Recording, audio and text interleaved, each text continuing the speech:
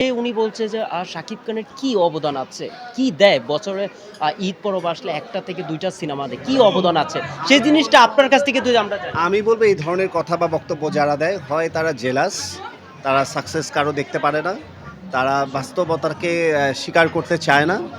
আরেকটা বিষয় আছে, তারা পলিটিক্স বেশি বোঝে, বাস্তবতাকে অ্যাকসেপ্ট করতে জানে না এবং তারা দুর্বল, তারা পারবে না বলেই তারা এই ধরনের কথা বলে এবং তারা এইসব কথা বলে টপিকে থেকে ভাইরাল বা আলোচনায় থাকতে চায়, দ্যাটস ওয়াই বলে। এইটা আবার আলোচনা করছে একটা প্রোডিউসার কিন্তু স্ক্রিপ্ট অনুযায়ী কিন্তু একটা আর্টিস্ট নেয়। কারণ আপনাকে যদি প্রয়োজন হয় তাই কিন্তু ডাইরেক্টর কিন্তু আপনার স্ক্রিপ্ট অনুযায়ী কিন্তু আপনাকে নেবে, রাইট? কিন্তু উনি বাইরের আর্টিস্ট নেওয়া হচ্ছে বলে উনি বলছে বাইরের আর্টিস্ট নিয়ে কাজ করছে, বাংলাদেশে কিন্তু আর্টিস্ট কাজ করছে না। সে গল্পের অনুযায়ী কিন্তু বাইরের আর্টিস্ট উনি নিয়েছে। সেই জিনিসটা সাকিবের উপরে কেন দোষারোপ করবে? এই ছবির গল্প, ডিরেক্টর, প্রডিউসার যাকে ছবিতে মানে চুজ করবে, যাকে মনে হবে একে দিয়ে ছবিটা সুন্দর হবে, তাকেই নিবে। এখানে আমি দেশের বাইরের শিল্পী এটা নিয়ে ডিভাইডেশনের কোনো ঝগড়া বা তর্কেই যাব না, বা তর্ক করতে দেখলেও আমি সেটা সাপোর্ট করি না। ছবির ডিরেক্টর, প্রডিউসারই বুঝে আসলে নায়কের সাথে কাকে নিলে ছবিটা খুব ভালো চলবে গল্পের প্রয়োজনে। আমরা যে কটা ছবি দেখেছি, যেই জায়গায় নায়িকাগুলোকে দেখেছি, প্রথমে মনে হয়েছে এ কেন ও কেন, কিন্তু ছবি রিলিজের পর মনে হয়েছে যে এই পারফেক্ট ছিল, একে ছাড়া আসলে এই চরিত্রটা আসলে অন্য কাউকে কল্পনা করা যায় না। তো এটাই তো হবে বেসিক্যালি। সামনে কি নিয়ে ব্যস্ত আছেন যদি আপনাকে জিজ্ঞেস? এই যে কোরিওগ্রাফি, ডিজাইনিং, প্রমোটিং, আমি তো অনেক প্রমোশন করি, প্রচুর পরিমাণের ব্র্যান্ডের সাথে কানেক্টেড, ব্র্যান্ড ওপেনিং থেকে শুরু করে ব্র্যান্ড অ্যাম্বাসাডার থেকে শুরু করে সব কিছুই চলছে। পাশাপাশি আমি একটা চলচ্চিত্রে অভিনয় করছি, সেই চলচ্চিত্রের কাজটা শুরু হচ্ছে খুব শীঘ্রই, এ মাসেই।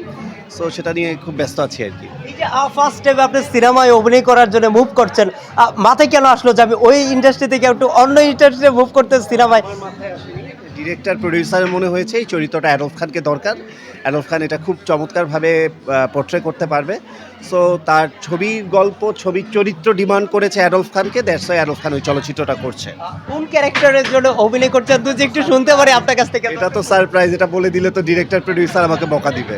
এটা তো ছবিতে হলে গিয়ে দেখবে সবাই। আচ্ছা, কোন কোন কোন আর্টিস্ট জানা যায়, কে কে থাকছে, কোন আর্টিস্ট? খুবই চমৎকার বিগ কাস্টিং সব।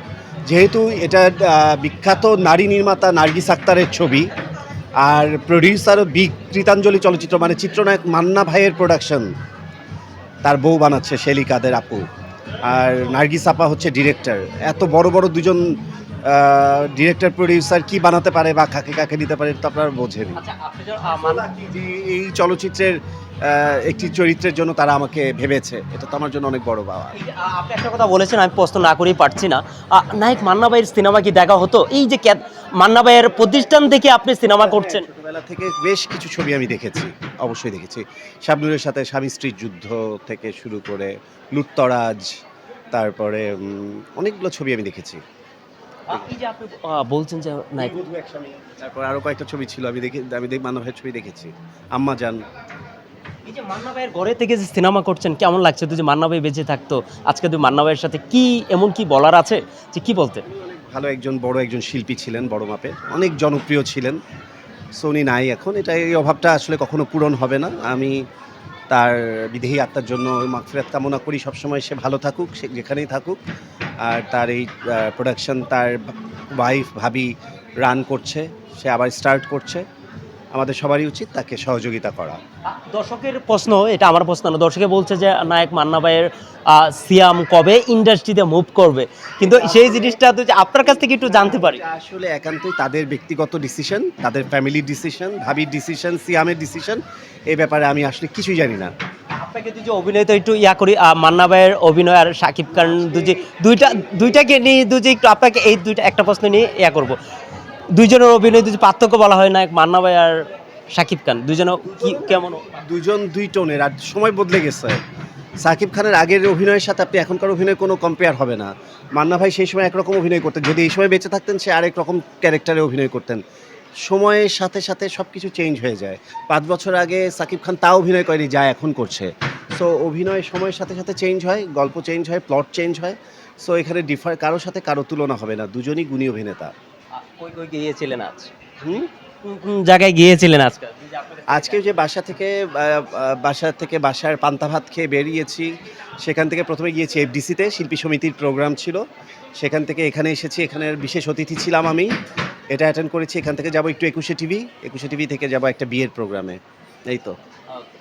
আচ্ছা, দর্শকদের কিছু বলেন, কি বলার আছে? এর উদ্দেশ্যে নতুন বছরের দেশের জন্য, দেশের মানুষের জন্য, সবার জন্যই আমার অনেক অনেক ভালোবাসা, শ্রদ্ধা, ভক্তি, স্নেহ, ভালোবাসা সবটুকুই। আর সবাই যেভাবে আমাকে ভালোবাসেন সেভাবে ভালোবাসবেন, আর আমার কাজ দেখবেন, ভালো কাজ অ্যাপ্রিসিয়েট করবেন, ভুলগুলো ক্ষমা সুন্দর দৃষ্টিতে দেখবেন, প্রিয়জন নিয়ে থাকবেন, যেখানেই থাকবেন ভালো থাকবেন, ভালো জিনিসের সাথে থাকবেন, ভালো জিনিস ছড়াবেন, পজিটিভিটি ছড়াবেন, বাজে মন্তব্য, বাজে কথা, বাজে জিনিসের কাছ থেকে 100 হাত দূরে থাকবেন। মানুষকে আঘাত করে কথা বলবেন না। জানবো যে ঈদে তো বেশ কিছু সিনেমা মুক্তি পেয়েছে। সবার আগে শাকিব খানের বরবাদ রিলিজ হয়েছে, তারপর দাগি, জঙ্গলি, বেশ কিছু সিনেমা। কোন সিনেমাটা আপনার দেখা হয়েছিল যে আপনার কাছ থেকে জানি? বরবাদ দেখেছি। বরবাদ অসম্ভব ভালো লেগেছে। অসম্ভব ভালো লেগেছে। A to Z বাংলাদেশের জন্য অনেক চমৎকার একটি ছবি। এটা সাকসেসফুলি রান করছে, আরও অনেক দূর যাবে। আর সাকিব খানকে তো বললামই, আমি 100তে 100 দিব। অসাধারণ একটা মেকিং, অসাধারণ অ্যারেঞ্জমেন্ট, অনেক চমৎকার প্লট, চমৎকার অ্যারেঞ্জমেন্টের একটা ছবি। এই যে আজকে 14 দিন পরেও কিন্তু প্রত্যেকটা সিনেমা হাউসফুল যাচ্ছে। বাংলাদেশের ইতিহাস চেঞ্জ করে ফেলছে আমাদের কিং খান শাকিব খান। শাকিব খান বাদেও কিন্তু সব নায়কদের সিনেমাই কিন্তু বেশ ভালো জমজমাট যাচ্ছে। সবাই খুব সুন্দরভাবে ব্যবসা করছে। এটা আমাদের জন্য অনেক বড় গুড নিউজ, অনেক বড় চমৎকার একটা সুবাতাস বইছে চলচ্চিত্রের। আর সবগুলো ছবি চললে আরও ছবি তৈরি হবে, আরও ছবি বানাবে, হল মালিকরা বাঁচবে, হল মালিকরা আরও ছবি হলে চালাতে উৎসাহ পাবে। সব মিলিয়ে সবাই তো লাভবান হবে। সো আমাদের বাংলা চলচ্চিত্রের উন্নতি হোক, অনেক দূর এগিয়ে যাক, বাংলা চলচ্চিত্র অনেক বেশি রান করুক, এইভাবেই প্রতিটা ছবি সফলতা বয়ে আনুক, এটাই আমার কামনা। দর্শক, আগে শাকিব খানের সিনেমা দেখতাম, আগে শাকিব খানের সাথে 1টা থেকে 2টা সিনেমা মুক্তি পেত, তার সাথে কিন্তু দেখি না।